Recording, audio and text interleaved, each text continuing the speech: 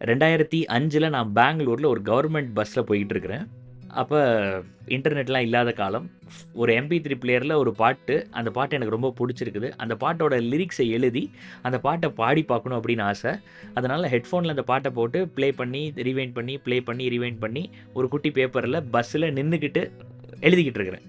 ரொம்ப ரஷ் இல்ல. ஆனாலும் உட்கார்றதுக்கு இடம் இல்ல. அப்ப யாருமே என்னைய கவனிக்கலன்னு நெனச்சுட்டு இருக்கும்போது, பின்னாடில இருந்து ஒருத்தர் தோள தட்டினாரு. திரும்பி பார்த்தா என் வயசுல இருக்க ஒரு 18, 20 வயசுல இருக்கிற ஒரு பையன் அங்க நின்னுட்டு இருந்தாரு.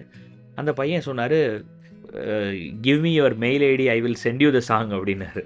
எனக்கு ரொம்ப ஆச்சரியமா இருந்துச்சு. ஏன்னா தெரியாத ஒருத்தங்க என்ன பண்றாங்கங்கிறதெல்லாம் பார்க்குறாங்க. அதுபோக டைரக்ட்டா வந்து பேசுறாங்க. இப்படிலாம் யாரு பேசுவா? நான் வந்து அப்படியே கிராமத்துலருந்து போன ஃபர்ஸ்ட் டைம். எனக்கு வந்து புதுசா யார்ட்டயுமே பேசி பழக்கமே இல்ல.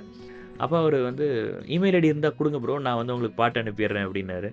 நான் உடனே இன்ட்ரோடியூஸ் பண்ணிக்கிட்டேன். என் பேர் சங்கர்ன்னு. அவர் பேரு வினோத். அவர் வந்து மேனேஜ்மென்ட் படிச்சுக்கிட்டு இருந்தாரு. MBA ஏதோ படிச்சுட்டு இருந்தாரு. ஸோ 2 பேரும் பேசினோம். கான்டாக்ட்ஸ் எக்ஸ்சேஞ்ச் பண்ணிக்கிட்டோம்.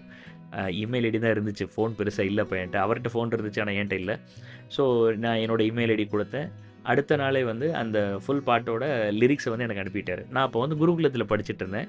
ஸோ என்னால வந்து யார் கூடயுமே டச்ல இருக்க முடியல. ஃபோன் இல்ல. நான் வந்து அந்த இமெயிலுக்கு வந்து தேங்க் யூன்னு ரிப்ளை பண்ணேன். அப்படியே ஃபார்வர்ட் பண்ணா ஒரு 10 வருஷம், கிட்டத்தட்ட ஒரு 7, 8, 9 வருஷம் கழிச்சு, என்னோட கல்யாண வீட்ல அவரு எங்க சொந்தக்காரங்களுக்கு சாப்பாடு பரிமாறிக்கிட்டு இருந்தாரு. So there are few people those who are born communicators, born human resource people. அவங்களுக்கு வந்து ஹியூமன் ரிலேஷன்ஷிப் வந்து பிரைமரி. அவங்க வந்து பேசுறதுக்கு தயங்க மாட்டாங்க. இன்னொருத்தருக்கு உதவுறதுக்கு தயங்க மாட்டாங்க. They were always there for any situation out there in the world. So அப்படிப்பட்ட ஒருத்தரை நான் என் வாழ்க்கையில பார்த்தேன். எனக்கு ரொம்ப ஆச்சரியமா இருந்துச்சு.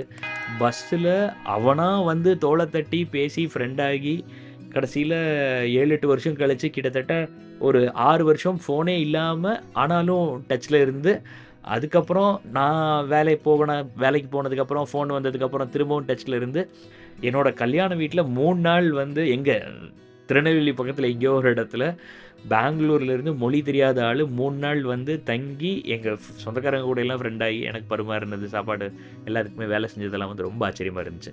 Communication is a weapon. So communication வந்து ஆப்ஷன் கிடையாது. அது கம்பல்ஷன். அது வந்து சோசியல் மீடியால டெக்ஸ்ட் பண்றதா இருக்கட்டும், ப்ராம்ப்ட் இன்ஜினியரிங்கா இருக்கட்டும், நம்ம ஒரு கம்யூனிகேஷன் ஒரு விஷயத்த இன்னொருத்தங்களுக்கு சொல்றதா இருக்கட்டும், அட்லீஸ்ட் நீங்க கல்யாணம் பண்ண போறீங்கன்னா, கணவன் மனைவிக்குள்ள இருக்கக்கூடிய உறவ ஸ்ட்ராங் பண்றதுக்கு, உங்க மனச இன்னொருத்தங்களுக்கு புரிய வைக்கிறதுக்கு, இன்னொருத்தங்களோட மனச சரியா புரிஞ்சுக்கிறதுக்கு, இப்படி எல்லா லெவல்லயுமே communication is compulsory. So let us become a good communicator. Let us understand the beauty of communication, whether you are introvert or extrovert. So இன்ட்ரோவர்ட்டாக இருந்தாலும் எக்ஸ்ட்ராவர்ட்டாக இருந்தாலும் கம்யூனிகேஷன் வளர்த்துக்கோங்க. அது யூஸ் ஆகும். இதான் வந்து இன்னைக்கு உங்களுக்கு நான் சொல்லக்கூடிய ஃப்ரைடே எக்ஸ்பீரியன்ஸ்.